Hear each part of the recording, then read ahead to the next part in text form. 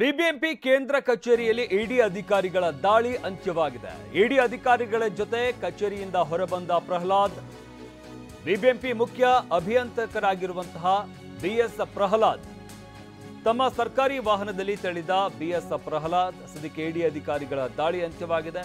ಸತತ 10 ಗಂಟೆಗಳ ಕಾಲ ಕಡತ ಪರಿಶೀಲನೆ ನಡೆಸಿದಂತ ಇಡಿ ಅಧಿಕಾರಿಗಳು ಕೆಲವು ದಾಖಲೆಗಳ ಸಮೇತ ಇಡಿ ಅಧಿಕಾರಿಗಳು ವಾಪಸ್ಸಾಗಿದ್ದಾರೆ.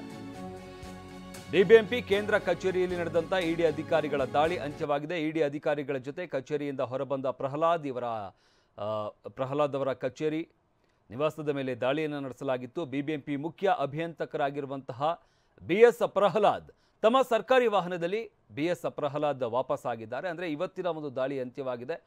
ಇನ್ನು ದಾಳಿಯಾದಂಥ ಸಂದರ್ಭದಲ್ಲಿ ಸತತ 10 ಗಂಟೆಗಳ ಕಾಲ ಕಡತವನ್ನು ಪರಿಶೀಲನೆ ನಡೆಸಿದ್ದಾರೆ ಇಡಿ ಅಧಿಕಾರಿಗಳು. ಇದ್ರ ಜೊತೆಗೆ ಒಂದಷ್ಟು ಮಾಹಿತಿಗಳನ್ನು ಕೂಡ ತೆಗೆದುಕೊಂಡಿದ್ದಾರೆ.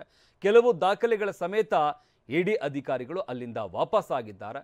ಇನ್ನು ಮತ್ತೊಂದು ಕಡೆ ಬಿಬಿಎಂಪಿಯ ಮುಖ್ಯ ಅಭಿಯಂತಕರಾಗಿರುವಂತಹ ಬಿಎಸ್ ಪ್ರಹ್ಲಾದ್ ಅವರು ಕೂಡ ತಮ್ಮ ಸರ್ಕಾರಿ ವಾಹನದಲ್ಲಿನೇ ವಾಪಸ್ಸಾಗಿದ್ದಾರೆ. ಅದರಿಂದಾಗಿ ಇವತ್ತು ಇಡಿ ಅಧಿಕಾರಿಗಳು ನಡೆಸಿದಂತಹ ದಾಳಿಯ ಸಂದರ್ಭದಲ್ಲಿ ಸಿಕ್ಕಿರುವಂತಹ ದಾಖಲೆಗಳಿದ್ದಾವೆ, ಅವುಗಳನ್ನು ವಶಕ್ಕೆ ಪಡ್ಕೊಂಡಿದ್ದಾರೆ.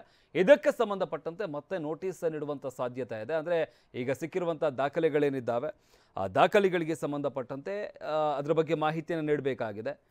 ಅದರ ಬಗ್ಗೆ ನೋಟಿಸ್ ನೀಡುವಂಥ ಸಾಧ್ಯತೆ ಇದೆ. ಆದರೆ ಇವತ್ತು ನಡೆದಂತಹ ದಾಳಿ ಸದ್ಯಕ್ಕೆ ಅಂತ್ಯವಾಗಿದೆ.